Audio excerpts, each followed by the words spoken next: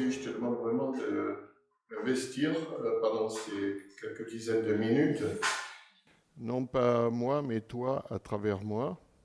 Seigneur, je me livre entièrement au Saint-Esprit pour ce moment. Seigneur, vraiment que tu puisses parler à ta guise. Seigneur, même si ça bouleverse un peu ce que j'ai pu préparer, tu m'as inspiré, mais tu peux encore modifier beaucoup de choses. Et c'est toi qui es au contrôle et non pas moi de ce que je partage avec mes frères et sœurs ce matin. Amen. Voilà, je voudrais commencer par 3 versets que vous connaissez tous. Jean, chapitre 13, verset 20. Merci Roselyne qui est au pupitre.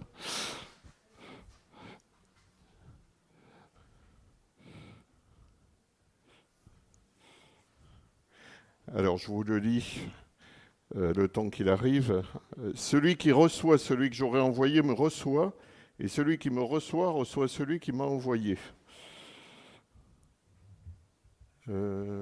13. Oui, c'est peut-être moi qui ai fait une erreur ce matin. Donc le 13-20, je vous assure que c'est celui-là. Celui qui reçoit celui que j'aurais envoyé me reçoit. Voilà. Et celui qui me reçoit reçoit celui qui m'a envoyé. Un deuxième verset qui est Romains, issu du livre de Romains, chapitre 15, verset 7, qui parle d'accueil. Accueillez-vous donc les uns les autres comme Christ vous a accueillis pour la gloire de Dieu. Et puis un troisième et dernier, tiré du livre des Actes, ce merveilleux livre des Actes, mais ils le sont tous dans la parole. Hein. Il y a pas, des fois on a des petites préférences, mais le livre des Actes, c'est le socle de l'Église du début, son histoire, et le ministère de Jésus aussi qui est relaté. Tous ceux qui croyaient étaient dans le même lieu. Donc, pardon, je n'ai pas donné la référence. Acte 2, verset 44. Tous ceux qui croyaient étaient dans le même lieu et ils avaient tout en commun. Alors, il est question d'accueil, il est question de recevoir ou d'être reçu, et il est question d'une globalité au sein de la communauté. Alors, on peut penser au matériel, mais pas que. Ils avaient tout en commun. Tout en commun, bien sûr, oui, les premières communautés, elles n'étaient pas encore dans des bâtiments dédiés, mais on sait que tous ceux qui en faisaient partie, dans cette église du début, je ne vais pas dire primitive, parce que ça a un côté peut-être péjoratif, cette église du début, c'était une église où on faisait masse des ressources pour servir le but commun, pour porter secours à ceux qui étaient les plus appauvris ou les plus précaires, et surtout pour propager le royaume de Dieu, pour l'étendre, pour accomplir la mission. Ce matin, je voudrais m'arrêter à ces deux pensées, se recevoir ou s'accueillir mutuellement et avoir tout en commun. Qu'est-ce que ça signifie en 2021 ? Comment on peut comprendre ? Sachant que pour ma part, j'ai la conviction que l'Église, dans ces 2000 ans, est en train de faire une boucle et que peut-être, on s'acheminera tôt ou tard, et dans certains pays, c'est déjà le cas, sur la forme qu'avait l'Église primitive, sans bâtiment dédié.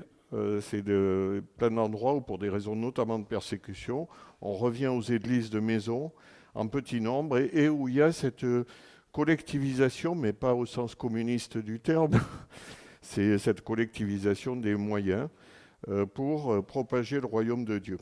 Voilà. Alors se recevoir et s'accueillir les uns les autres, alors le plan est simple, hein, se recevoir et s'accueillir, avoir tout en commun. Grand 1, grand 2. Je fais des études de droit, ça se sent, c'est grand 1, grand 2. C'est binaire. S'accueillir les uns les autres, ça pose la grande question du refus ou de l'acceptation de l'autre avec un grand A dans l'Église. Nous sommes dans l'Église de Christ, tous en un, dans un même esprit. Chaque membre de l'Église, quelle que soit sa situation, fait partie du corps. Amen. Qu'il soit très fortuné, qu'il soit moyennement fortuné, pas du tout fortuné, qu'il soit jeune, qu'il soit âgé, jeunes et vieux se réjouiront ensemble, qu'il ait un très haut niveau d'instruction ou un très faible niveau d'instruction, qu'il soit blanc, noir, jaune, métissé, handicapé, valide, L'Église, c'est tout ça. Amen. Alors, on peut avoir des églises très contrastées, on peut avoir des églises avec des compositions sociologiques différentes, mais l'Église de Christ, c'est une Église diverse, n'est-ce pas? C'est une Église où on n'a pas un profil type qui serait répété à l'infini, non. On a des origines différentes, des cursus de vie différents qui nous ont amenés à être la personnalité qui est la nôtre. On a des caractères différents. Des caractères plus doux au départ, même avant d'être régénérés, des caractères plus forts, des caractères très forts, ou des forts caractères, des bons caractères et des mauvais caractères. Certaines fois, j'ai pensé que mon fort caractère pouvait m'empêcher de franchir la porte étroite. Donc j'essaye de le restreindre, de s'adoucir avec l'âge, on y arrive. Hein, voilà. Alors si vous avez un fort caractère, vous savez que le fruit de l'esprit à cultiver, la facette du fruit de l'esprit à cultiver, c'est la douceur. Voilà. Donc j'essaye. C'est un effort continu. Voilà, il y a les jeunes, il y a les plus âgés. Les jeunes, c'est l'énergie, l'enthousiasme, une vision aussi qui renouvelle la nôtre. Et tant mieux, et on est content d'avoir des jeunes parmi nous. C'est bien. On l'était il n'y a pas si longtemps, mais ça passe vite. Hein.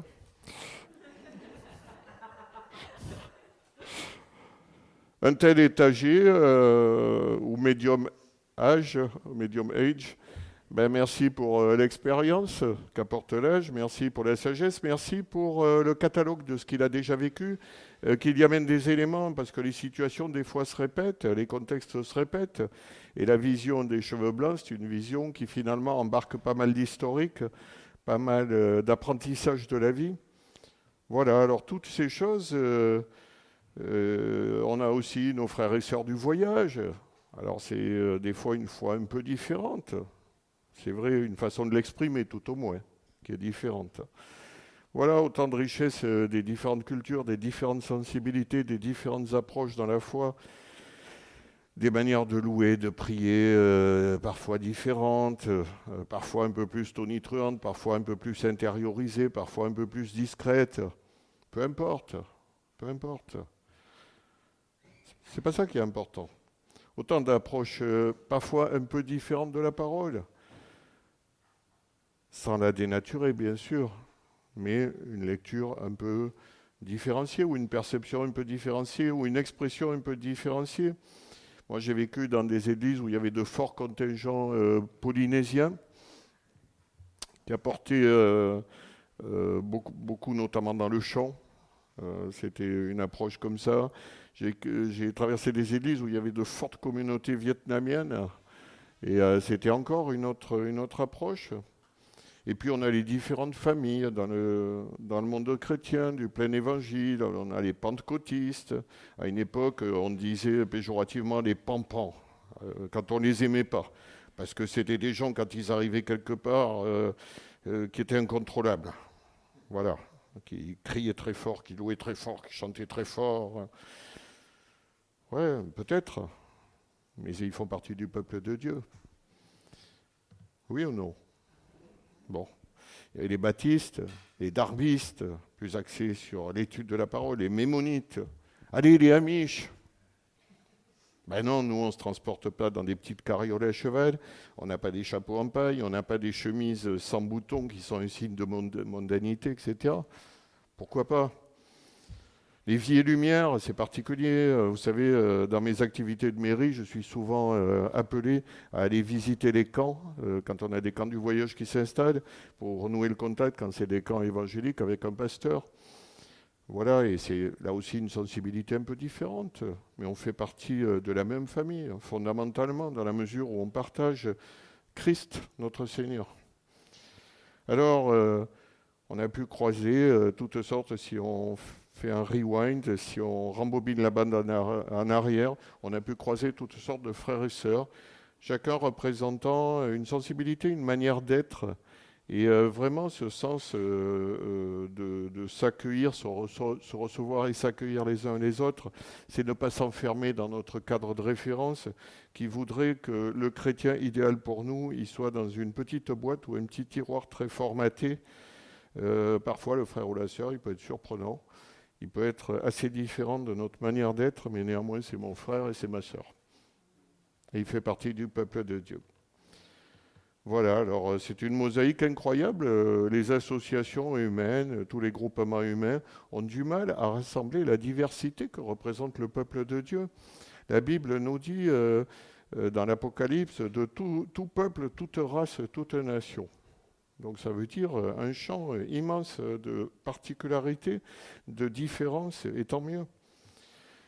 Alors ça, c'est un petit peu dans l'Église, cette richesse, et vous savez que les églises très communautaires, j'ai rien contre, mais je trouve qu'elles perdent un peu cette diversité quand on se réunit entre Haïtiens, entre Roumains, souvent en région parisienne, elles sont assez communautaires.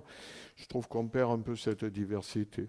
C'est une opinion, là. Hein, voilà, c'est la mienne. Hein.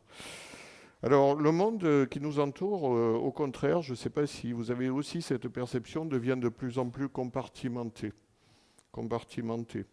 On se regroupe par catégorie sociale, par niveau d'éducation, par niveau de revenus souvent, par profession exercée. Alors, il y a par exemple le monde médical qui fréquente que du monde médical. Il y a les fonctionnaires qui vont plutôt fréquenter du fonctionnaire.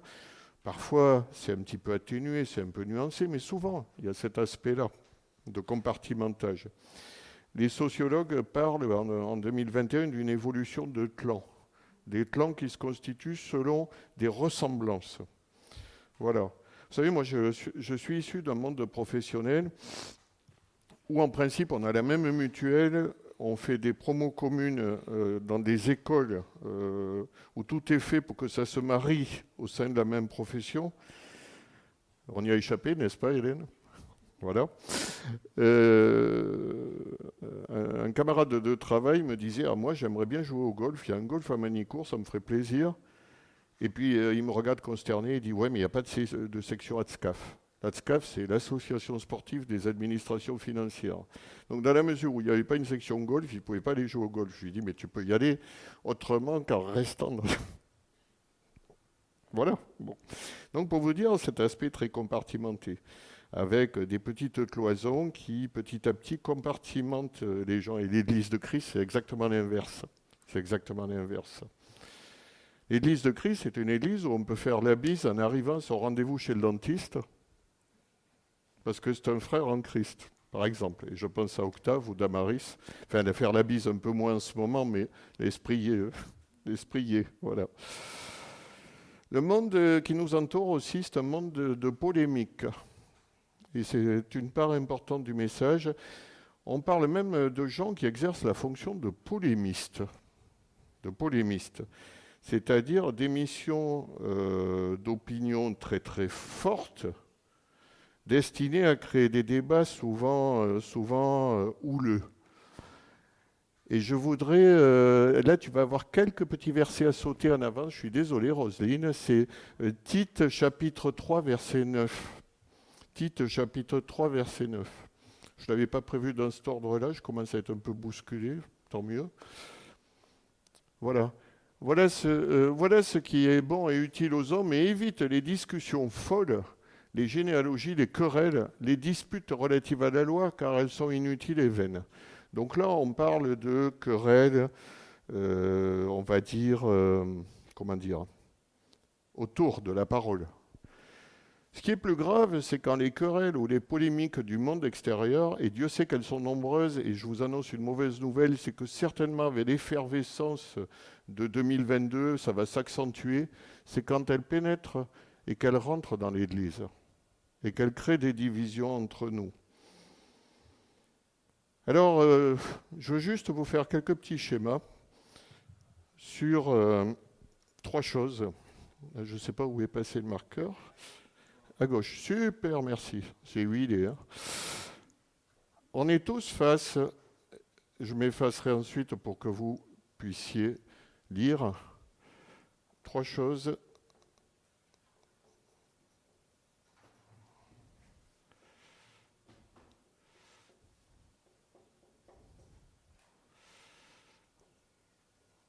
Voilà. Des faits qui fondent des opinions quand on est confronté à ces faits, parfois des sentiments, Et ce triangle-là, c'est celui qu'on appelle de l'idéologie ou de la croyance. Quand les faits sont mis de côté pour fonder une opinion et un sentiment. Le mélange des deux, ça devient une croyance ou une idéologie. Pour illustrer ça, deux petits personnages très mal dessinés. Je suis nul en dessin. Voilà. Alors, non, je lui fais ça va pas. Voilà. Deux petits personnages. Et au milieu, il y a ceci. Lui va dire, c'est un 6. Celui-là va dire, c'est un 9. Lequel a raison? Lequel a raison? C'est un 6 ou c'est un 9? Les deux ont raison. Vu de leur point de vue, c'est la même chose. Eh bien voilà, c'est en fait arriver à échapper à ce piège de l'opinion-sentiment qui aboutit à une certitude absolue qu'on détient la vérité au détriment de l'autre qui n'a rien compris. Qu'est-ce qui se passe?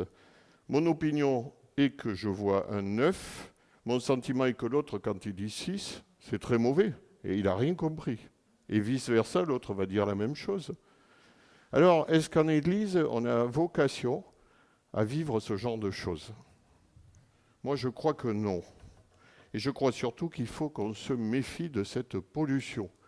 Le monde qui nous entoure va de plus en plus cultiver ce genre de polémique sur des sujets même de société et va s'importer ici, s'inviter ici pour provoquer des divisions. Et on sait que les divisions, c'est le cancer de l'Église. Ne laissons pas rentrer ces choses-là. Entre les pros, les antis, les ceci, les cela. On peut avoir à l'extérieur toutes sortes de choses, mais quand on importe ici, je crois qu'on fait courir un danger à la communauté. Oui ou non?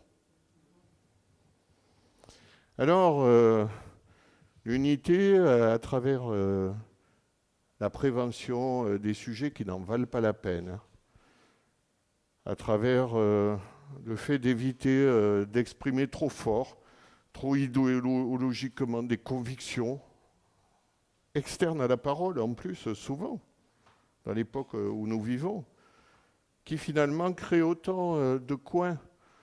Vous savez, quand on veut faire éclater une bûche, on met un coin, vous avez dû voir ça déjà, un coin en métal, on met un coup de maillet dessus et la bûche éclate. Mais une église, elle peut éclater aussi quand il y a trop de coins enfoncés, sur des sujets mineurs, sur des sujets dérisoires. Je suis tenté de dire sur des queues de cerises. Oui ou non? Bon. Une église, par ailleurs, elle peut se heurter aussi à deux travers qui sont très connus, des obstacles, le légalisme. Le légalisme dans beaucoup d'églises, moi j'ai côtoyé des endroits un peu durs des fois, un peu à coin carré. L'acceptation ou le refus de l'autre se base sur le fait de respecter une liste de choses qu'on doit faire ou non. Une petite surveillance, une liste interminable de faire ou de pas faire.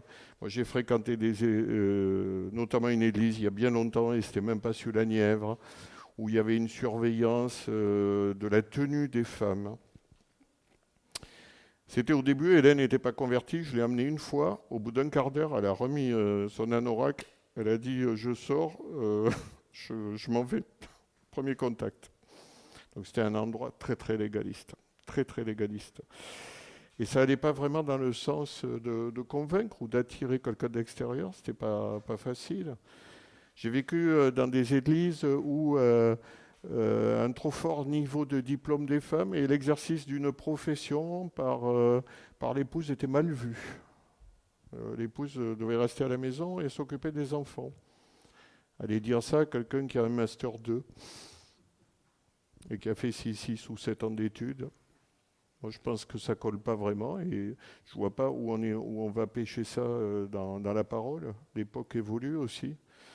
Je connais un cas particulier où une sœur s'était trouvée, alors elle n'était pas encore baptisée, son mari était d'origine espagnole, avait disparu, était reparti quelque part en Espagne et malgré toutes ses recherches, elle ne pouvait pas savoir s'il était vivant ou mort. Et cette sœur avait demandé le baptême, mais elle vivait avec un autre homme avec qui elle ne pouvait pas se marier, puisque le premier mariage n'avait pas pu prendre fin, puisqu'on ne savait rien du sort de de son premier mari. Et donc le conseil d'église avait dit non, on ne peut pas la baptiser, etc. Et cette sœur a beaucoup prié. 10 jours plus tard, elle a eu l'annonce que son mari était décédé. Elle a immédiatement régularisé sa situation. Elle a pu se marier. Mais au départ, voilà, on avait... et c'était une souffrance pour elle, parce qu'elle avait même été baptisée du Saint-Esprit. Et on ne la baptisait pas d'eau, juste par rapport à cette incertitude. J'ai connu des églises aussi où si vous aviez le malheur de répondre à un frère bonjour au lieu de bonjour frère, vous vous preniez une correction fessée, déculottée devant toute l'Atlas. Bonjour qui? Bonjour mon chien. Dans l'église de Christ, on s'appelle frère et on s'appelle sœur. Ah, c'est des petits légalismes. Moi, voilà, bon. Vous êtes peut-être pas d'accord avec moi, je ne sais pas. Hein, Bon, le légalisme. Alors, qu'est-ce qui en fait doit établir nos normes de comportement en la matière? Moi, je dirais que c'est le Saint-Esprit, c'est se laisser guider par le Saint-Esprit sur ce qui est bon, ce qui est acceptable, ce qui conforte l'unité, ce qui fait du bien, ce qui encourage l'autre, ce qui exhorte l'autre beaucoup plus que ce qui peut enfoncer des coins dans sa vie, des reproches ou des jugements. On a vraiment vocation à éviter tout ça. Ça ne va pas dans le sens de construire le corps de Christ et de construire dans le temps particulier qui est le nôtre, l'épouse de Christ prête à son retour. Voilà, et Romains chapitre 14, versets 1 à 5, nous parle des polémiques de l'Église d'origine. Il y avait des polémiques aussi qui tournaient autour, Romains 14, 1 à 5, qui tournaient beaucoup autour notamment des aliments, de la nourriture. Pourquoi ? Il y avait des juifs qui étaient encore dans le judaïsme, qui étaient encore sur des interdits alimentaires. Et puis, il y avait les gentils qui, eux, n'étaient pas arrivés avec ces interdits alimentaires. Donc, faites accueil à celui qui est faible dans la foi et ne discutez pas sur les opinions. Vous voyez qu'on retrouve les opinions là-bas et les sentiments qui ne sont jamais très loin derrière. Tel croit pouvoir manger de tout, tel autre qui est faible ne mange que des légumes. On a des véganes à l'heure actuelle. Bon, moi, si un frère ou une sœur, il est convaincu qu'il ne faut pas manger de l'animal, moi, je ne partage pas nécessairement son point de vue. Je pense que j'ai une dentition d'omnivore. Et je crois que tous, on a été équipés pour manger autre chose que des endives. Mais c'est une opinion personnelle. Hein. Moi, si quelqu'un souhaite ne pas avoir non plus une ceinture en cuir, qu'il en ait une en tissu. S'il croit que Jésus est mort sur la croix et ressuscité pour ses péchés, et qu'il l'a accepté comme sauveur personnel, mais peu m'importe tout ça. Il ne faut pas céder à l'accessoire. Si on continue sur le verset 3, s'il te plaît, Roselyne, que celui qui mange ne méprise point celui qui ne mange pas, et que celui qui ne mange pas ne juge point celui qui mange, car Dieu l'a accueilli. Qui es-tu, toi, qui juges un serviteur d'autrui? S'il se tient debout, s'il tombe, cela regarde son maître, mais il se tiendra debout quand le Seigneur a le pouvoir de l'affermir. Voilà. Si quelque part, moi, je vois quelque chose qui me paraît, pas être en conformité avec la parole, je peux corriger avec douceur, mais je compte beaucoup sur le Saint-Esprit pour corriger avec douceur. Alors, le légalisme, un danger qui peut parfois, la rigidité dans la façon de lire et de vivre la parole, peut parfois faire de la casse, si vous me permettez l'expression. Voilà, moi j'ai eu un frère, par exemple, qui fixait des dates de retour du Seigneur. Alors, c'était 2006, l'année d'après, c'était 2007, 2008, 2009. Je lui disais, écoute, quand tu prends ta parole, tu vois que le Père seul connaît la date. Voilà. Puis après, il a cessé de m'en parler, bizarrement. Voilà. Alors, se mettre à la place du frère ou de la sœur dans la même situation, ne pas discuter les opinions, ramener rapidement vers ce qui nous réunit bien plus que ce qui nous divise. Et il y aura de plus en plus de sujets extérieurs qui nous diviseront. Si on les laisse proliférer, c'est comme quand on laisse trop de lierre dans une muraille sèche, le lierre, il finit par faire éclater la pierre. Ne nous laissons pas attraper. Vous savez, quand j'étais petit, j'allais à la pêche avec mon père.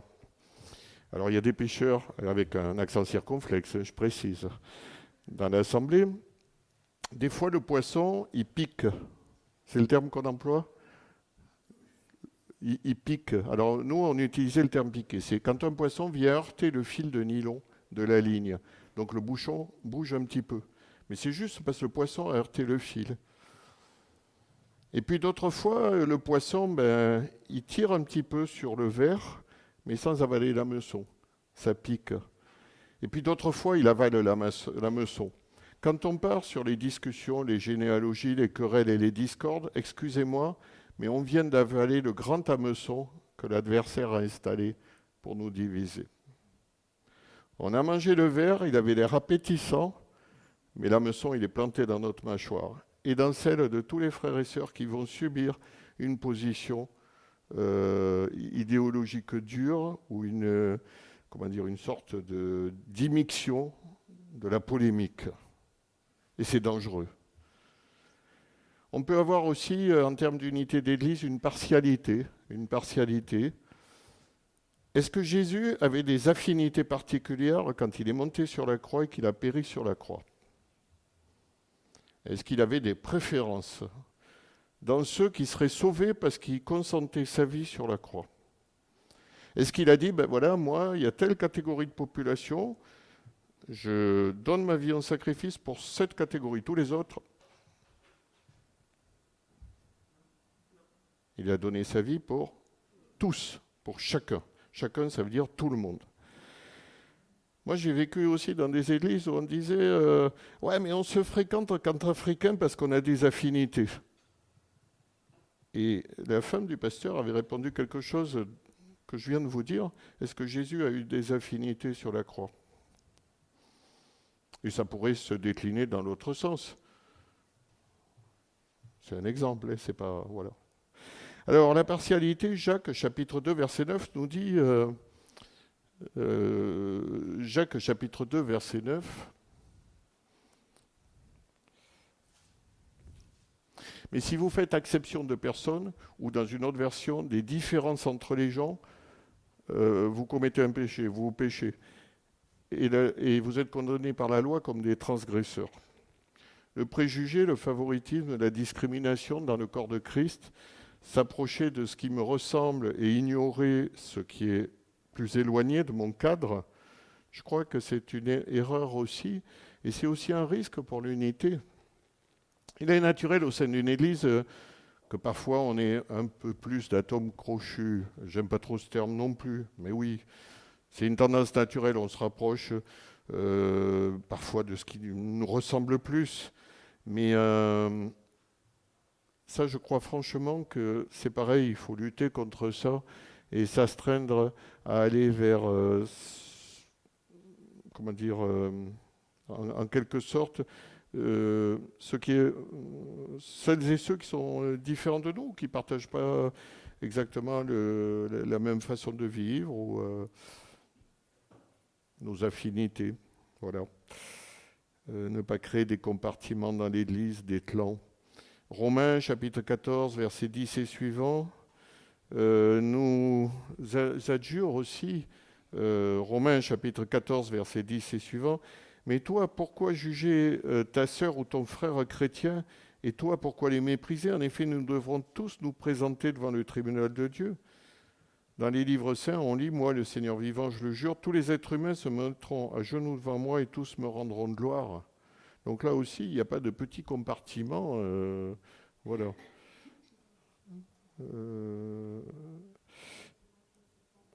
Romains chapitre 14, versets 10 et suivants. Voilà. Mais je viens de le lire dans une version un peu différente.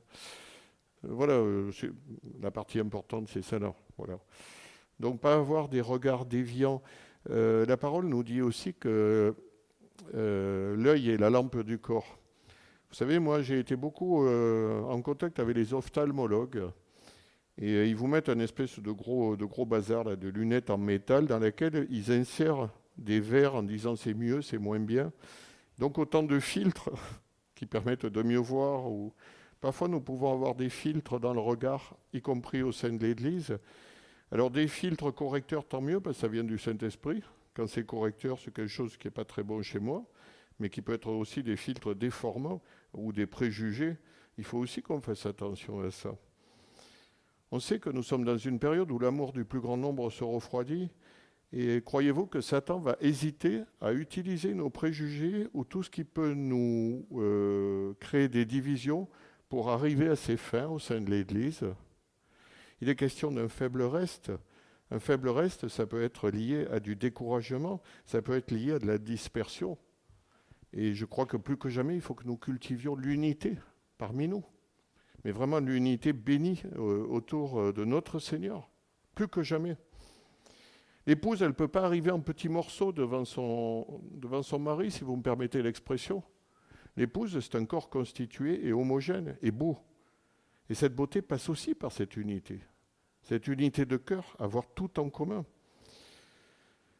Souvenons-nous toujours de ce Samaritain complètement inattendu, qui est celui qui a secouru, alors que ceux qui étaient prévisibles, ceux qui étaient prévisibles n'ont pas bougé, ont passé leur chemin.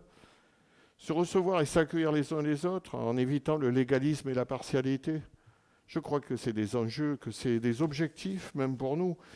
Le monde parle beaucoup des objectifs, et ça c'est un objectif premier. Cultiver la communion fraternelle, cultiver l'unité en Christ entre nous. Et c'est même un enjeu vital. Parce que je le redis encore une fois, l'adversaire va faire en sorte, et de plus en plus, en se déchaînant, d'essayer de nous séparer. Amen. Ils avaient tout en commun. Actes chapitre 2, verset 44. Tout en commun. Tous ceux qui croyaient étaient dans le même lieu, ils avaient tout en commun. Alors, certes, il y a eu dans l'histoire du christianisme des communautés fermées, entre quatre murs, avec le jardin, ils étaient autosuffisants alimentaires, tout ça. Peut-être ça ne correspond pas nécessairement à l'époque moderne. Par contre, dans les pays persécutés, croyez-moi, ils ont tout en commun. Pourquoi ? Parce que certains marchés, certaines productions, certaines professions leur sont interdits. Donc ils sont obligés de revenir à ce mode et à partager entre eux pour arriver à survivre. Nous sommes dans des systèmes à peu près tolérants par rapport à nous. Tout en commun, on peut le lire pour l'Église occidentale libre, tout en commun spirituellement. Si nous avons chacun dans notre cylindre un certain nombre de choses que nous ne partageons pas, je crois que nous passons à côté de quelque chose.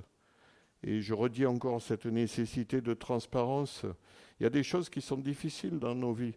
Il y a des choses qui sont compliquées. Il y a des choses qui pourraient nous faire dire « Ah ben ouais, mais moi, si j'en parle, je vais passer pour un pauvre type ou une pauvre femme. » Quel mal y a-t-il à confesser une souffrance, une épreuve ou une difficulté par rapport aux frères et sœurs ? Dites-moi un peu, qu'est-ce que j'y perds ? Sinon, on tombe dans le raisonnement du livre de Job. Si t'arrives toutes ces choses, c'est que tu as péché. Vous savez, moi, avec mes problèmes de santé, je l'ai entendu. Vous croyez que ça m'a aidé à avancer, ce genre de réflexion ? Non, ça ne m'a pas aidé à avancer, ça m'a enfoncé. Alors, dire que oui, qu'on a un problème de santé, qu'on a un doute, qu'on a des difficultés avec les enfants, qu'on a des difficultés même au sein du couple ou de la famille, ben oui, je crois que ça fait quelque part une chaîne de prière derrière et que ça mobilise vraiment beaucoup de choses qui montent vers le Seigneur, beaucoup de prières, et que la prière est agissante et que la prière va agir sur cette situation. On est toujours plus efficace quand on doit retourner une parcelle de terrain quand on est 10 que quand on est seul. Alors, il existe plusieurs façons de communiquer entre nous. On peut de la plus dégradée à la plus authentique, du retrait à des rituels où ça va, ben ouais, ça va. Ouais, bon, j'en avais déjà parlé une fois. Hein. Le système préfabriqué, où on parle du foot, de l'informatique, des voitures. Si on partage que ça dans une église, excusez-moi, on est pauvre, on est très pauvre. On ne parle pas des choses essentielles. On peut aussi aller beaucoup plus loin, communiquer ses émotions, communiquer ses peines, communiquer ses épreuves, communiquer ses fardeaux et arriver à cette intimité que le Seigneur veut que nous ayons entre nous. C'est le sens, je crois, profondément. Ils avaient tout en commun, être en commun. On doit porter en commun et Moi, je suis content de ce groupe WhatsApp où finalement, à travers un moyen virtuel, on mutualise beaucoup de ce qui nous arrive. Et je crois que c'est quelque chose qui est beaucoup plus ouvert, peut-être que ce qu'on pouvait vivre avant, où souvent c'était bilatéral. On en parlait entre deux personnes, trois personnes. Là, il y a ce groupe et on prie les uns pour les autres. Il y a eu Sandrine, il y a eu Patricia, moi-même, ben, j'ai dit voilà, là, je suis en galère, je fais 2 semaines à l'hôpital, etc. Et j'ai senti une chaîne de prière derrière. Et c'est bien. Mais je crois qu'on n'est pas obligé de passer par un outil informatique. On peut aussi être transparent et partager. Voilà, alors je crois qu'à partir de cette communication, des émotions, des sentiments, on peut rentrer dans une vraie communion fraternelle. Une qui ne s'entoure pas de masques, de faux semblants ou de postures. On peut être vrai dans ce qu'on partage. Voilà, sortir de l'évangéliquement correct, excusez-moi. Là encore, j'ai connu des églises où tout allait toujours bien pour tout le monde. C'était formidable, il n'y avait pas d'épreuves, il n'y avait pas de maladie, il n'y avait pas de pépins, il n'y avait pas de soucis financiers. Tout le monde était super bien. Tu vas bien? Ouais, ouais, je vais bien. Mais vous savez que ça aussi, c'est une immixtion du monde. On vit dans une société où il ne faut jamais avouer une faiblesse. Parce qu'à l'extérieur, de plus en plus, c'est comme dans la savane, celui qui traîne la patte, il se fait dévorer. Des systèmes durs, où la faiblesse vous prédispose à des prédateurs. Mais dans l'Église de Christ, ce n'est pas ce modèle. Et on peut encore partager sur des faiblesses, des difficultés. Ça ne veut pas dire qu'il va y avoir des super chrétiens ou des chrétiens de seconde catégorie. Il va y avoir des hommes et des femmes qui traversent une époque difficile avec leur lot de difficultés et qui se regroupent entre eux pour prier et se soutenir mutuellement. Et ça, c'est tout le fondement. Ils avaient tout en commun. Est-ce que nous avons envie d'avoir tout en commun? C'est pas facile. C'est pas facile de confier une difficulté, une épreuve, une peine. C'est pas facile de pleurer des fois. Mais c'est tellement bien, c'est tellement authentique, c'est tellement ce que je crois était le fondement de l'Église d'origine. Le Seigneur lui-même a connu des périodes où il a partagé. Il ne s'est pas caché des autres disciples à Gethsémanée quand il a fait sa crise d'angoisse, qu'il a dit « Éloigne cette coupe de moi », quand les grumeaux de sang ont coulé sur sa peau. Il ne s'est pas caché dans un coin pour pas qu'on le voie, dire « C'est un moment de doute et de combat pour moi, il ne faut pas qu'il me voie parce que ça va laisser une mauvaise impression ». Ça a été ostensible et c'était arrivé jusqu'à nous. Et c'était le Seigneur lui-même. Voilà. Alors, celui qui reçoit, celui que j'aurais envoyé me reçoit, et celui qui me reçoit celui qui m'a envoyé. Accueillez-vous donc les uns les autres sans partialité, sans légalisme, sans polémique, comme Christ nous a tous accueillis. Tous ceux qui croyaient être dans le même lieu, ils avaient tout en commun, et ils ont tout en commun plus que jamais. Vous savez, frères et sœurs, à l'heure actuelle, on a très peu de personnes à l'extérieur avec qui parfois on peut confier les difficultés. Par contre, au sein de l'Église, en tant que famille, en tant que partageant Christ, c'est un terrain sur lequel nous pouvons partager avec confiance. Et nous avons besoin de plus en plus du collectif pour faire face et pour tenir bon. Parce que je crois que la course est largement engagée, celle dont parle Paul dans Philippiens. Je crois que le Seigneur revient bientôt, que l'épouse est en cours de constitution, en ce moment même, et que nous aurons plus que jamais besoin de rester unis. Vous savez, je vois souvent ces parachutistes qui font des grandes figures, là, des grands cercles en chute libre. Alors nous ne sommes pas en chute libre, attention. Par contre, le fait d'adopter une formation très soudée, je crois que c'est très important dans les temps qui viennent, parce que je ne crois pas qu'ils vont aller en s'arrangeant à l'extérieur. Donc restons groupés, accueillons-nous toujours davantage, ayons tout en commun, évitons les discussions stériles, évitons les querelles du monde, les anti, les pros, toutes ces choses. C'est dehors tout ça, certainement pas dedans. Que vraiment nous puissions rester en paix et en unité, on en a besoin, frères et sœurs. On a besoin parce qu'on sera balayés comme des fétus de paille si ces coins réussissent à s'enfoncer entre nous, dans notre Église. Seigneur Jésus, je te bénis, Seigneur, je te loue. Je veux vraiment, Seigneur, te demander que on puisse continuer à vivre dans l'unité, dans le partage, Seigneur, qu'on soit vraiment cet îlot protégé des fureurs et des tempêtes extérieures. Seigneur, qu'on ne se laisse pas avoir par des hameçons plantés au milieu du verre, Seigneur, qu'on ne se laisse pas attraper par des pièges grossiers que l'adversaire tend pour nous créer des divisions, pour nous créer des fractures. Seigneur Jésus, je te demande vraiment de rétablir toutes les choses entre nous, Seigneur, toute la paix dont nous avons besoin pour continuer à avancer et exercer la mission. Seigneur, tu bénis mes frères et sœurs ce matin. Tu permets que tous ensemble, Seigneur, nous continuions à avancer en nous soutenant mutuellement, vraiment en nous écoutant mutuellement, en priant les uns pour les autres comme c'est le cas, afin que vraiment nous puissions atteindre tous ensemble le but commun. Gloire, honneur et louange à toi, Seigneur. Amen.